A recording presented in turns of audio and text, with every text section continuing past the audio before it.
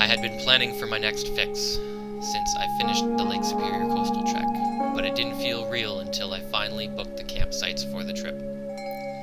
Pukaskwa had been in planning for months prior, but now it was going to happen. The time remaining before the trip boiled away fast as I finalized the details, readied my pack list, and arranged food supplies.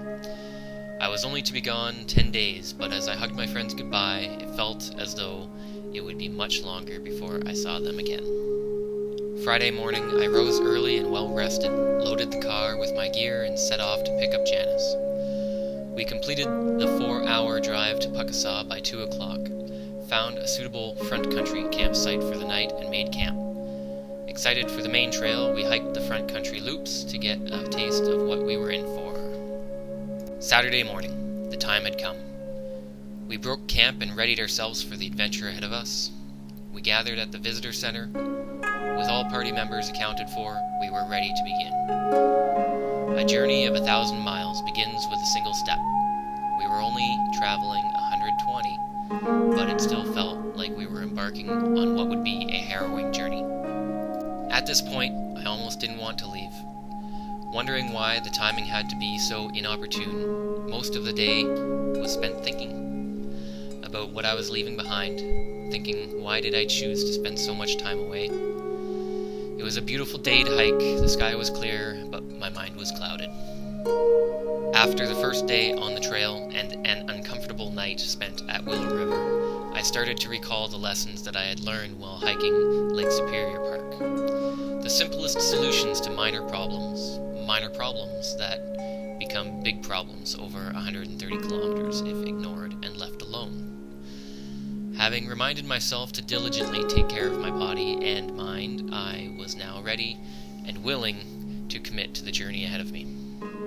The trail had earned a reputation as being in the top 3 backcountry trails in Canada, and rightfully so.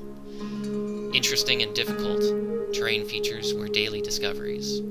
We battled the elements and the bugs. Jan and I were forced out of our co-worker dynamic as we coalesced as a team of hikers assisting one another. At the end of day 3, a member of our party fell ill. Both of us being so independent, it was understandably difficult to have to rely on someone else for help in a time of crisis. We were forced to take a step back to re-evaluate whether we would take a 0 day or carry on to the end of the trail. Day 4 started easily. The trail was placid for the first 5 kilometers to White Spruce Harbour, which lured us into a false sense of comfort. In a state of recovery, the remainder of the trail was arduous, climbing a section called the Ramparts. There were steep sections of rock face that we had to take off our packs to climb, then pass the packs up. This went on for some time and nearly brought our journey to a halt. That's when the weather started to close in. The wind whipped up, and dark clouds crept in, blacking out the blue skies. Descending the backside of the rampart to the shore again, the waves had begun to crash into the shore near Hideaway Lake. The final 5 kilometers and a treacherous river crossing separated us from the end of the trail. We persevered, joining the trail warriors in Valhalla to take our seat in the Canada Park's red chairs. Arriving at North Swollow Harbour, the impending storm passing north of us, the wind calmed and the sky cleared, enough for us to enjoy the sunset from the red chairs.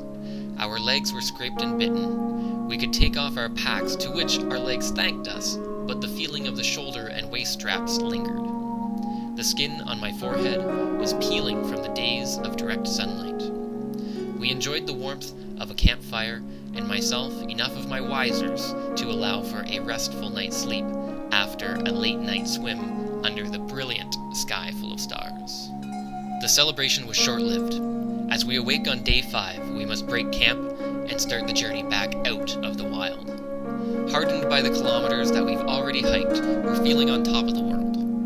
No doubt the return trip will be much easier, or so we thought. Days spent on the trail grant plenty of time to sort out inner turmoil and figure out what is truly important to you. Overcoming my original reservations of spending so much time away, my feelings were reaffirmed.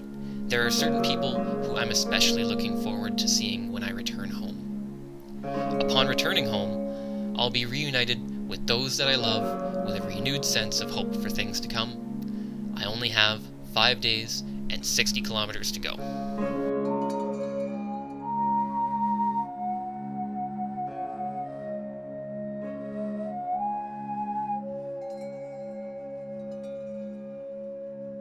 Well, I'm pretty sure this is the view I came for.